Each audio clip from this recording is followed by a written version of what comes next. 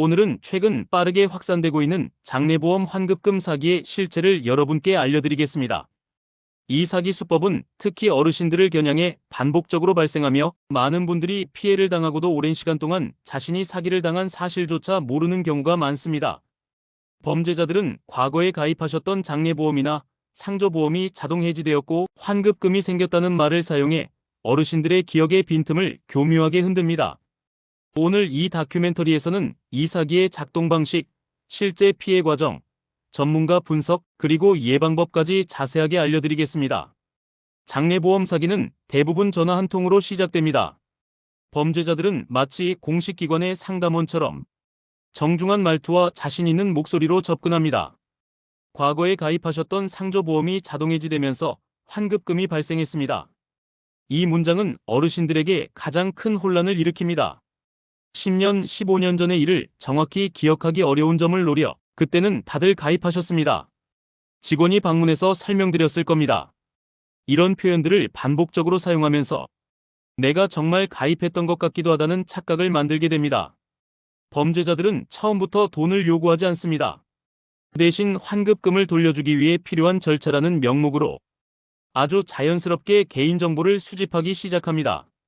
범죄자들은 마치 정식 절차를 진행하는 것처럼 확인해야 한다는 요구를 이어갑니다. 주민등록번호, 이름, 주소, 휴대전화 인증번호, 계좌번호, 이런 민감한 정보가 하나둘 넘겨지기 시작합니다. 특히 정부24와 연동되는 시스템입니다.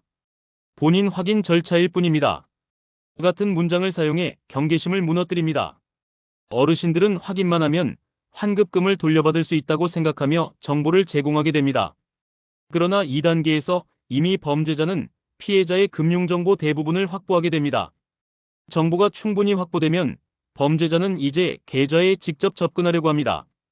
보안카드 사진이나 체크카드 뒷면 사진까지 요구하며 환급계좌 인증을 위해 필요하다. 요즘은 다 이렇게 앱으로 한다. 라고 말하며 자연스러운 절차인 것처럼 위장합니다.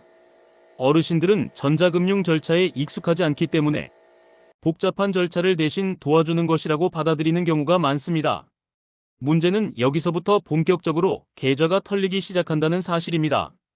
보안카드와 체크카드 사진은 곧바로 금융거래와 이체에 이용될 수 있고 추가로 전화로 뒷자리 비밀번호만 확인하겠다고 자연스럽게 물어보기도 합니다. 범죄자들은 실시간으로 계좌 이체를 진행하며 피해자의 통장을 완전히 비우거나 심지어 대출까지 실행해 돈을 빼내는 경우도 있습니다.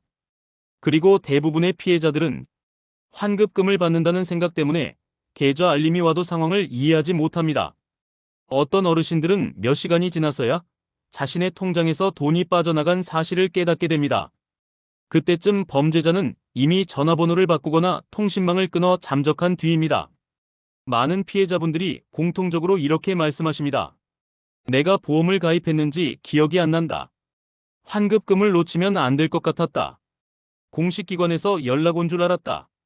절차가 복잡해서 시키는 대로 했다. 범죄자들은 바로 이 기억의 불확실성, 손해보기 싫은 마음, 절차를 잘 몰라 생기는 불안감을 정확히 이용합니다. 그리고 무엇보다 피해자들은 자신이 사기를 당했다는 사실을 인정하기 어렵습니다. 그래서 신고가 늦어지고 결과적으로 더 큰 피해로 이어지는 경우가 많습니다. 금융범죄 전문가들은 이 사기 수법을 심리 기반 사기라고 정의합니다. 일반적인 보이스피싱과 달리 협박 압박보다는 친절함과 도움을 앞세워 경계심을 무너뜨립니다. 전문가들은 다음과 같은 특징을 강조합니다. 기억을 흔드는 접근 방식, 예전에 가입하셨다는 말을 반복적으로 사용합니다. 실제 기관과 유사한 용어 사용, 자동해지, 환급금, 연동 시스템 같은 표현을 사용합니다. 시간 압박, 지금 안 하시면 환급이 불가능합니다라는 식으로 서두르게 만듭니다. 절차 도움을 가장한 정보 탈취, 스마트폰 사용이 익숙하지 않은 어르신들을 대상으로 알려드리는 척하면서 정보를 모두 가져갑니다. 다음 세 가지 원칙만 기억하셔도 이 사기를 완전히 막을 수 있습니다. 환급금을 먼저 연락하는 기관은 없습니다. 정부기관 보험사상조회사 모두 먼저 전화를 걸어 환급금을 안내하지 않습니다. 전화로 계좌번호, 보안카드, 카드 사진을 요구하지 않습니다. 어떤 이유에서든 이런 정보를 요구하면 무조건 사기입니다. 기억이 없는 보험은 아니다라고 말해도 전혀 문제 없습니다. 가입 여부를 모르는 상태에서 응답할 필요가 전혀 없습니다.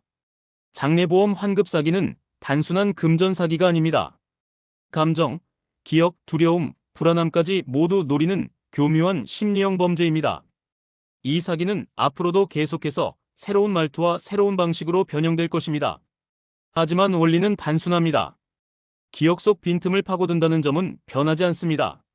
여러분께서 오늘 들으신 내용을 주변 어르신들께 꼭 알려주시기 바랍니다. 정보를 아는 것만으로도 피해를 막을 수 있습니다. 여러분의 소중한 자산을 지키는 데 이 방송이 도움이 되시길 바랍니다. 지금까지 함께 해주셔서 고맙습니다.